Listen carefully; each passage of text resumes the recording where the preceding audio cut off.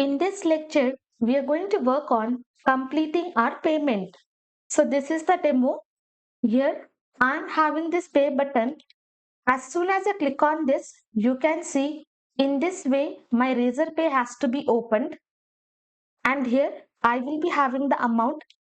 I will select UPI and inside this I will be passing this test UPI ID and click on verify and pay. It will confirm the payment.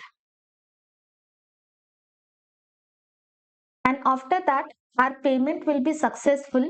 Once our payment is successful, we will be redirected to order confirm page. Now we are going to work on this functionality. Let me come to project. Now it is not working because in front end till now we have not done our completing payment process. From here, I will be closing all the files. Inside front end, we have created payment.jsx and I'm just going to open this file. And inside this button, whatever total we are having, we have already accessed and we have displayed in the button. Now, as soon as we click on the button, only then our Razor Pay payment has to be completed. So for this, I will be passing on click event handler. Inside this, I will be passing the function name. But for this function, whatever total I am having, that total I will be passing as the argument. So here, function name, I will be passing complete payment. And inside this, whatever total I am having, that total I will be passing as the argument. And why we are passing this total? Because in backend, we have already given from user, we are going to access the amount. So that is the reason whatever total we are having, we will be passing inside this function. Now scroll up. Below this, I'm just going to create the function const function name and inside this parameter, I will be passing as amount. And I'm just going to open this function and this function I will be making as async function. And here I will write log and inside this I will be passing amount. Let me open payment controller. You can see inside this process payment, here we are having this amount and this amount we are going to access from user. Now let me come to project, inspect this. Now as soon as I click on this, you can see whatever amount I am having, that is total amount, I am able to access that amount. Remove this. Now inside this function itself, I'm just going to fetch both the APIs for process payment and send API key. So here directly I'm just going to destructure data and what we have to do, we will be writing await Axios dot, let me write Axios dot post. Now we are using Axios. Below this I'm just going to import Axios. Import Axios from Axios. And for this, we will not be creating any slice directly. Inside this function itself, we are going to access that route. First, let us access key. I will be passing get request and also I will open payment routes.js. For this, we are having this route. Inside this, I'm just going to pass that route. And before that, what we have to pass? We have to pass /API/v1. Exact same route whenever we have created our slices inside that create async thunk. In this way we are passing the route. So that is the reason to access this get key, before that we will pass /API/v1 and only then we are going to access this get key. Now below this I will log. Here I will be passing data. Come here, click on this. Now you can see inside the data, I am having key. Whatever response we have sent, that response I'm just going to get.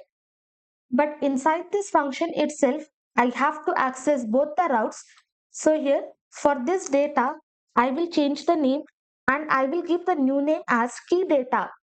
Now by logging this, I have to pass key data. Now save. Again click on this. Again successfully I am able to access this key.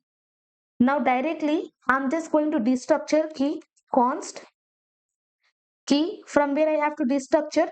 I have to destructure from key data. Now bring this down and here I'm just going to lock key. Save this, come to project, click on this. Now I'm able to access only the key. Remove this lock. So in this way, I'm changing the name of data and whatever response I am having, I'm just destructuring key from that response. Now exact same thing copy. Below this I will be pasting. Now next we have to pass order data. For this I will change the name. I will be passing order data. And here we will be passing post request. Come to payment routes. I have to copy this exact route and inside this I will be pasting. And this is our post request. So here we are going to pass the post request. And for data, we have changed the name to order data. And inside this payment controller, for this function, we should also accept amount from the user. So here I will be passing second argument and inside this I will be passing the amount. Whatever total amount I am having, that amount I will be passing as second argument. Now below this, I will log this order data. Now come to project. I will click on this pay button.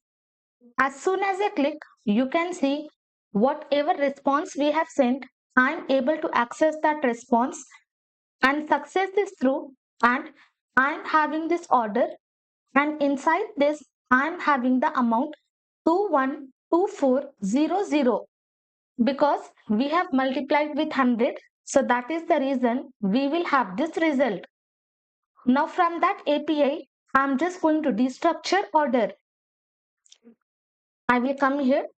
Below this, directly, I am just going to destructure order from this order data. Okay, now fine. Below this, I will be writing log and directly I am just going to give this order. Now save this. Come here. Again, I will click. Now only order I am able to access. And for this order, I will have different ID. And for previous order, I will be having different ID. Now after fetching both the APIs, come to this integration steps. Okay. Inside this Node.js, we are having this integration steps. Scroll down and here we are having Node.js checkout code. And inside this, if you closely notice, we are having one script tag. So this script tag, first copy it and from here open index.html and inside this paste the script tag which we have copied. Do not make any changes, only copy and paste. Here we are having these options. Copy this entire option along with this razorpay.open. I will copy, come to payment.jsx and inside this complete payment function, I'm just going to paste all the options. And here first you can see we are having key property for which we have to assign the key and that key we have already accessed. I will remove this and for this I'm just going to assign my key. If both keys and values are same, only once we are going to pass. And all the steps they have already mentioned in the comments, I will remove. Next we are having amount and this amount we have already accessed from the user. So directly I will be passing that amount. Again, if both values and properties are same, then I'm just going to remove. You can see they have mentioned amount is in currency subunits. Default currency is INR. So hence this 50,000 will be referring to 50,000 paise. So here I will remove. The next currency you can see they have given by default. Name I will remove. Instead I will be passing shop easy. Okay, whatever project name I am having, I will be passing that. Remove this description. Here I will write e-commerce website payment transaction. Then next In place of this order ID, what we have to pass?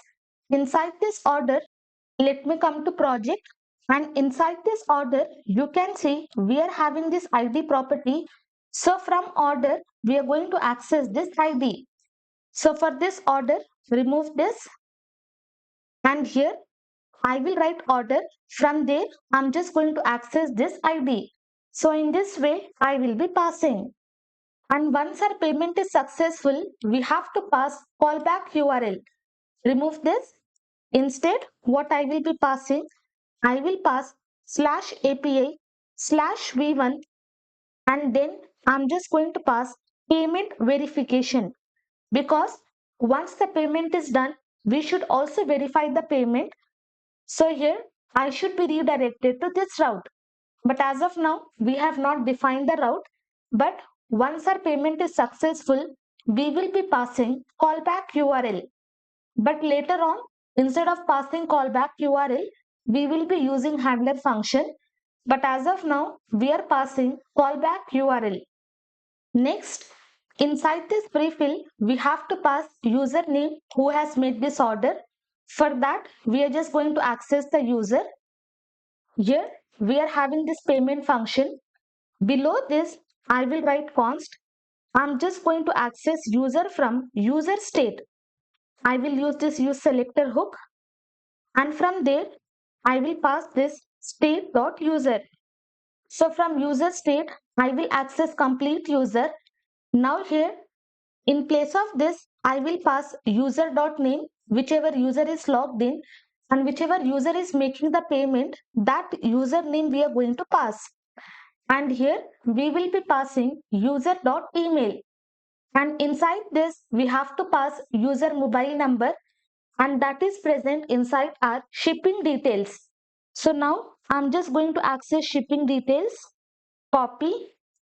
Here I will be passing shipping info, and from where I have to access? I have to access from cart. Now copy this shipping info, remove this, here I will be pasting, and from there I just have to access phone number. You can see inside the shipping info, we are having this phone number. So exact same property name we have to pass. Let me just remove the spaces. And then theme color, whatever color you want, you can pass. If you want this color, you can proceed with this. But I will be passing 3399CC. I'm just going to pass this color. Based on your requirement, you can pass any color. Then here we are creating new instance of Razorpay, and inside that we are passing this complete options. And here we are creating instance of Razorpay, and after that we are simply opening Razorpay. So carefully you have to do all these changes. Now I will remove all the logs. Okay, done. Save. Come to project. Okay, this is our project. Now double click on this. You can see successfully I am able to open Razorpay, and our amount is displayed 2124. I will go with cards. Now here inside this we have to enter the card details. In Google, search for Razorpay test card details. Click on this first link. Scroll down, and inside this you can see we are having these options. We are having all these numbers. I will be selecting this, and inside my project I am going to paste, and this is Visa. So here I will be selecting for Visa card. Then here CVV, we have to give the random number. You can see an expiry date also. We can give any future date. CVV, I will give this. An expiry date, I will be passing 05/2025, and then click on continue. Here you can click any options. I will click maybe later. Now you can see it is loading bank, and it will be sending OTP, but you can give any random number and click on continue. Now it is going to process the payment, and after some time it is just going to confirm the payment. And once our payment is successful, you can see here they have mentioned the time. Once our payment is successful, we are redirected to API slash v1 slash payment verification. So whatever link we have passed in the callback URL, successfully we are able to redirect to this link. Now to check whether this payment is added in Razorpay, I'm just going to open Razorpay account, log in to your Razorpay account. After logging in, here we will have this transactions. I will click on this, scroll down, and inside this payment section, you can see today we have made this payment. I will just click on this 2124. This transaction is recorded. I will open, click on this details. Inside this payment method will be displayed. Customer details, whatever mobile number we have given, that will be displayed. Email will be displayed, and below this whatever description we have given, entire data will be displayed. And you can see today current time we have made this payment 2124, and this is in INR. Successfully we are able to make the payment, and inside this our order ID is also recorded. But from here we will get this payment ID, but while creating the order we will have this order ID.